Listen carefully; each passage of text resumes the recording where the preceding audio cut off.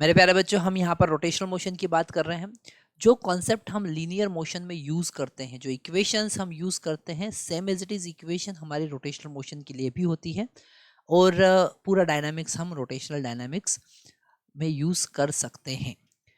Question में given है, question number 24 हम देख रहे हैं। क्वेश्चन में गिवन है, when a fan is switched on it makes 10 rotation in first 2 second. Okay, तो यहाँ पर फर्स्ट 2 सेकेंड में θ1, ठीक है, डिस्प्लेसमेंट हम कंसिडर कर रहे हैं और उसमें कहा है कि 10 रोटेशन है, जिसको हम लिख सकते हैं 2 पाई इंटू 10। तो ये पहला डिस्प्लेसमेंट हुआ। हमको फाइंड करना है कि नेक्स्ट 2 सेकेंड में कितने रोटेशन वो कंप्लीट करेगा, और अगर एंगुलर एक्सेलरेशन जो है वो यूनिफॉर्म है। तो हम मान के चलते हैं कि नेक्स्ट 2 सेकेंड में वो n रोटेशन कंप्लीट करता है, तो θ2 जो होगा वो 2 पाई n होगा। ओके, अब यहाँ पर जो टाइमिंग है वो है 0 से 2 सेकेंड, और यहाँ पर जो टाइमिंग है वो 2 सेकेंड से हो जाएगा 4 सेकेंड।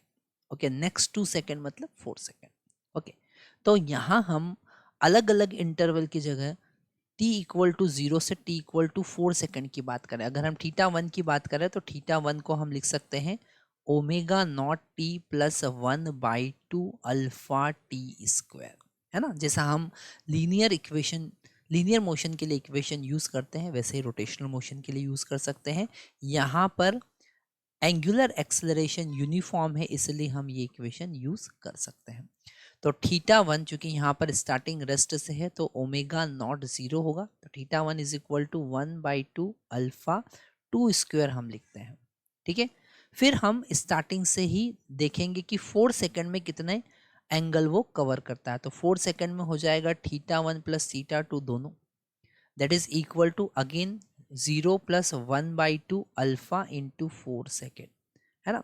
जब कभी हमारे पास किसी पर्टिकुलर इंटरवल में डिस्प्लेसमेंट गिवन है तो हमको इक्वेशन स्टार्ट जो करना है वो इनिशियल से ही स्टार्ट करना है, ताकि हमको बीच का वेलोसिटी फाइंड नहीं करना पड़ेगा। ठीक है, तो ये हमारा इक्वेशन बना। अब यहाँ पर हम अगर इन दोनों को डिवाइड कर देते हैं तो θ1 का वैल्यू है 10 इंटू 2 पाई, और ये हो जाएगा 1/2 अल्फा इंटू 4। ठीक है, डिवाइड करने से बेनिफिट ये मिलेगा कि अल्फा यहाँ पर कैंसिल हो जाएगा, और यहाँ पर θ1 का वैल्यू जैसा हम लिख रहे हैं 20 पाई प्लस θ2 हमको यहाँ पर फाइंड करना है, that is equal to 1/2 alpha, और ये हो जाएगा 16। ठीक है, 4 का स्क्वायर कितना होगा, 16 होगा।